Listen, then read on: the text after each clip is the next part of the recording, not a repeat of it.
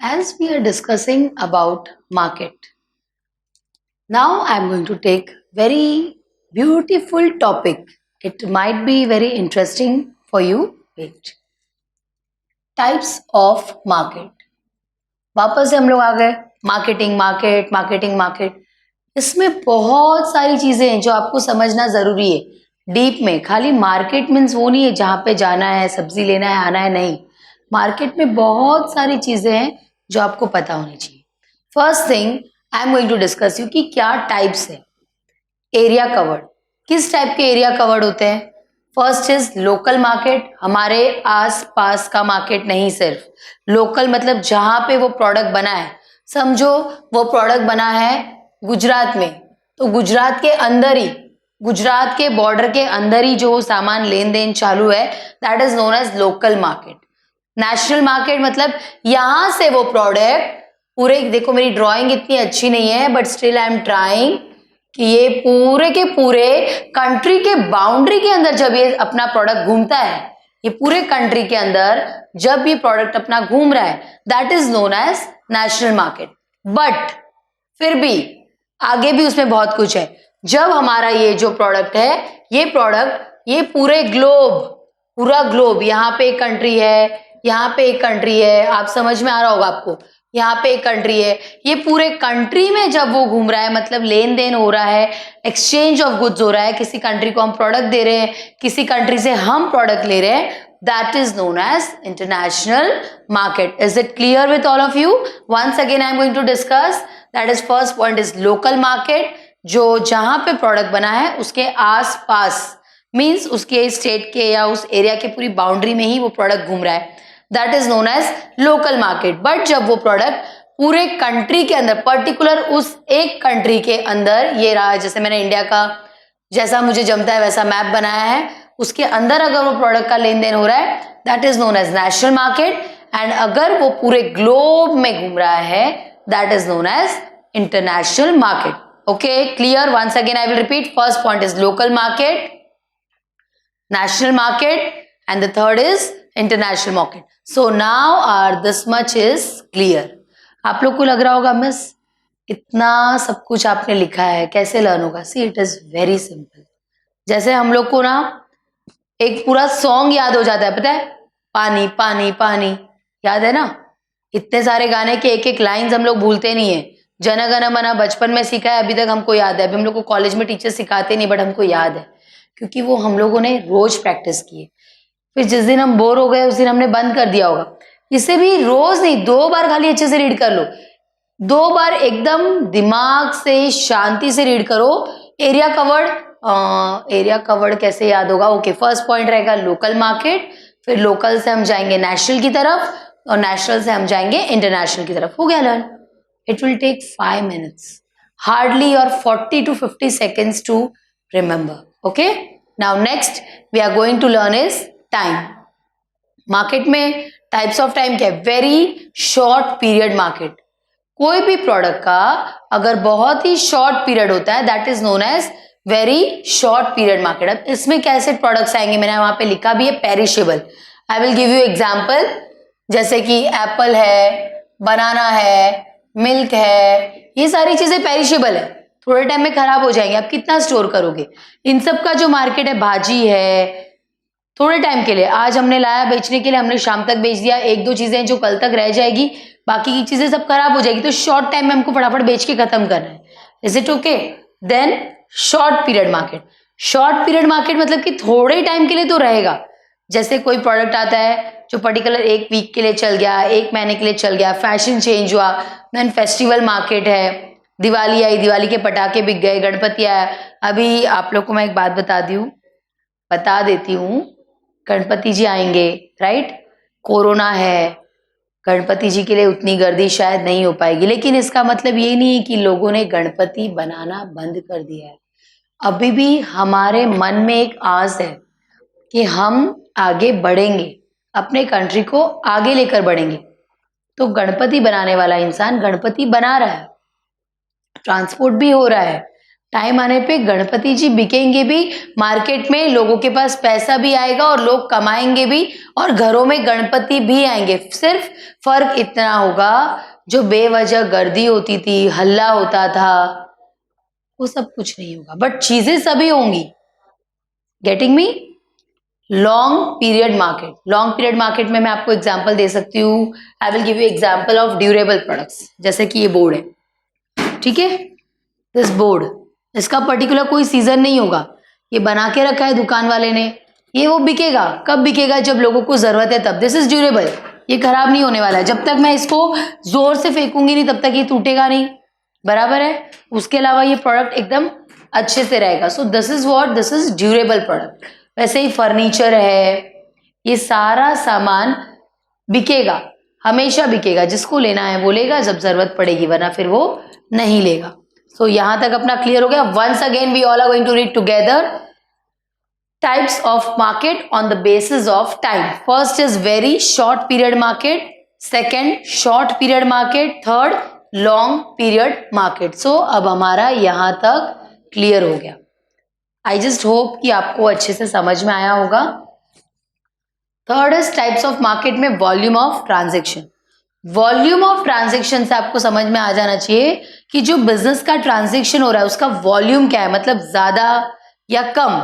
तो उसमें दो चीजें हैं, एक होता है होलसेल और एक होता है रिटेल। होलसेल तो आप सभी को पता है कि जहां पर गुड्स एक साथ में बहुत सारा बिकता है और उसमें पर्टिकुलर एक एक प्रोडक्ट का जो प्राइस होता है वो कम होता है as compare to retail price. Particular एक एक product, I will give you example, आपको शायद समझ में नहीं आया होगा। ये बॉक्स है, ये है क्रेयॉन्स का बॉक्स। अगर ये मैं होलसेल वाले को बेच रही हूँ तो फिर समझो मैंने ये उसे 8 रुपए में दिया है, ठीक है, बट मैं उसको एक बॉक्स नहीं दूंगी, ये मैं उसको 100 पीस दे दूंगी, 20 पीस दे दूंगी, 50 दे दूंगी, मैंने होलसेल में बेचा है उसको, ठीक है। और यही चीज जब हम रिटेल वाले को देखते हैं तो रिटेल वाला यही सेम प्रोडक्ट बेचता है 12 रुपए में, 15 रुपए में, 20 रुपए में, इतना बड़ा भी अगर गैप नहीं है तो 10 रुपए में। जैसा प्रोडक्ट है वैसा गैप रहेगा, बट दोनों के प्राइस में फर्क रहेगा क्योंकि ये एक साथ में ज्यादा प्रोडक्ट लेता है रिटेल वालों को बेचने के लिए, और ये रिटेलर जो है वो एक बार में एक ही कस्टमर को पे करेगा। हाँ, कोई कस्टमर अगर कोई पार्टी के लिए बहुत सारे ले रहा है तो अलग बात है, तो वो थोड़ा सा डिस्काउंट दे देगा, लेकिन दोनों के ट्रांजेक्शन में फर्क है, प्राइस में भी फर्क है प्लस क्वांटिटी में भी फर्क है। समझ में आया? आई होप आपको यहां तक अच्छे से समझ में आया। नेक्स्ट टाइप्स ऑफ मार्केट में जो फोर्थ वाला है that is on the basis of importance, कि गुड्स की क्या इंपॉर्टेंस है हमारे सामने। उसमें फर्स्ट पॉइंट है प्राइमरी। प्राइमरी मतलब सबसे फर्स्ट, सबसे पहले हमें घर में क्या चाहिएंगे, खाने पीने के लिए वेजिटेबल्स हो गए, फ्रूट्स हो गए, these are the needs which are to be counted first, ये हमारी बेसिक नीड्स में आ जाता है। So that is our primary needs, primary goods. Secondary में क्या आता है, सेकेंडरी मार्केट में सेमी प्रोसेस या सेमी मैन्युफैक्चर्ड। इसमें तो आपके पास में सबसे अच्छा एग्जाम्पल है यान मार्केट, जो हमारे भिवंडी में चलता है। कॉटन से जो यान बनता है वो यान से कपड़ा बनता है और उस कपड़े को स्टिच करके हम पहनते हैं। सो that is what secondary market. And the third is terminal. इसमें क्या होता है, प्रोडक्ट बनाने वाले से जो मैन्युफैक्चर डायरेक्टली वहां से अल्टीमेटली पर्टिकुलर कस्टमर के पास जाता है, that is known as terminal market. यहां तक अपना अच्छे से क्लियर हो गया है।